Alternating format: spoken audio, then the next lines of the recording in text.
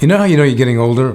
When you bend over to pick something up and you suddenly think, I wonder if there's anything else I can do as long as I'm down here. Well, one day, while I was picking something up, some photos came through my hand, and I recalled many years ago some things that inspired me by being in Israel. Now, my Hebrew Jewish name is Peretz Baruch.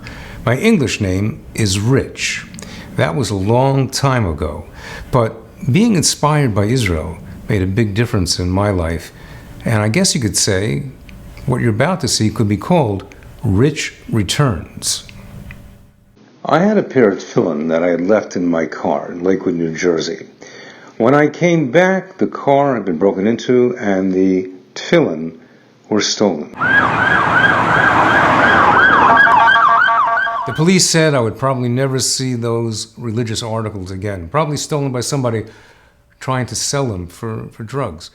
And they told me that I should expect not to see them again. Now, they had a lot of sentimental value to me because, you see, as a youngster, I was told I didn't have to put on tefillin. They were a vestige of the past. Little did I learn that they were the key to my future. And how I got them, well, that meant a lot to me.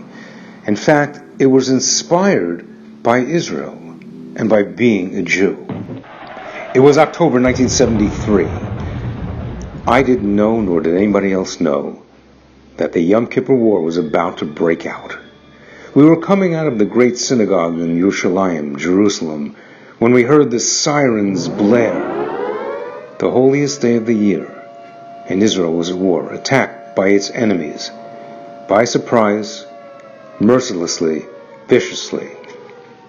Now, I had been producing commercials and other television programs in New York when I decided I wanted to spend part of the Jewish holidays in the land of Israel. So I was there on Yom Kippur. I volunteered to work with a group that was taking things to boost the morale of Israeli soldiers that were now across the Suez Canal. So we got into an army truck, and as volunteers we went across and delivered ice cream and nuts and books and really boosted their morale. But what we didn't expect was to see the death and destruction that was surrounded the entire area at that point. There was devastation. We came back and we grabbed a ride on a truck. And that was the very last day of the war. And we felt good about having helped the Israeli soldiers and being part of something that we knew was a part of Jewish history. But what I didn't know was that on that truck there was sand and dirt, and it was moist. It looked like it had been from fruit from a kibbutz, but what I didn't realize was that it was actually blood that was on the sand and the dirt on which Israeli soldiers that had been fatally wounded on that very last day of the war, this was a burial truck, and they were taking these young soldiers back to the kibbutzim for the final resting place. We all began to cry, and I began to think, these soldiers died as Jews. Maybe I should start thinking more about living like a Jew. I was determined when I got back to Yerushalayim that there was something more that I would do. In the interim, I was hired as a producer and an actor in an Israeli theater company that was producing English language plays. Now, I was rehearsing somewhere else when I realized that I didn't know how to get to the theater. So on my way to the theater in Tel Aviv, I asked the first person I saw, and he was a young Hasidic man. I didn't know if he'd be able to know where the theater was, but he did. He spoke perfect English. He was from Chicago. And he said, please, when you finish the course of the play, come back and visit. So I did, and he introduced me to an elderly Jew who asked me if I was keeping Shabbos, if I was putting on tefillin, keeping kosher, or any of the other mitzvahs. Now, I said, listen, you have your way of doing things, I have my way of doing things. He said, look, why not do one mitzvah right? Do you put on tefillin? I said, no, my rabbi told us that it was a vestige of the past. He said, well, I'll tell you what, I can get you a very good price. Why not do one mitzvah right? And who knows what will come of it?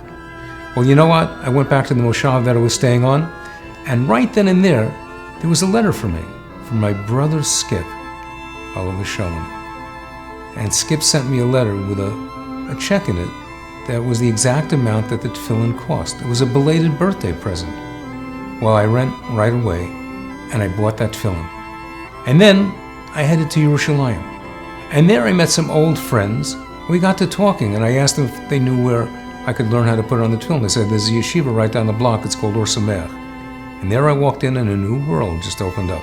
The friends of mine who were Rhodes Scholars, they went to Harvard and to Yale. Some were movie producers, some were doctors, some were on their way to law school. They said, why not take some time to learn? Well, to make a long story short, I did. I stayed for about 2 years. And when I came back, my parents saw a different person. They saw their Richie turn into Peretz Baruch, which was the name that they gave me at my bris. And you know what? My parents koshered the house, and they themselves began to enjoy the beauty of Shabbos. But never did I really appreciate what that meant until a couple of years later when I got married, and then a year later when I had my first child, and I saw my father cry at the bris of his first grandchild. My parents were inspired by me, and they were inspired by Israel, as was my brother Skip. Remember what I told you about the tefillin being stolen? Well, hey, what do you think happened? I found out that two young boys had seen an officer, a police detective, walking down the street carrying the bag of tefillin. Providence, that I walked back, number one, and number two, that I bumped into these guys that knew who it exactly belonged to. And what do you think happened? They said, we know who it belongs to. I went down to the police station. He says, hey, Mr. Eichler, I want to tell you something. When I'm on a drug bust, I never take religious articles. I don't know what made me take it today. And I'll tell you something else. I never walk to the station house. I always take my car. I don't know what made me do it today. Hey, today's the last day of your holiday, Hanukkah, huh? Well, let me tell you something. This is a miracle. It could have sat in headquarters in our evidence locker for years and never been returned. And I'm giving you back your religious articles. You know why? Because the Jewish people are inspiring. So is the land of Israel. Enjoy your holiday. Well, I went back and called my brother Skip and told him what happened. He said, Peretz, you know, you also bought me a pair of tefillin, but I haven't put them on. I didn't even know where they were. And yet today, on the first day of Hanukkah, I looked for them and they just appeared. And they say that in the merit of one brother helping the other to come back to his heritage.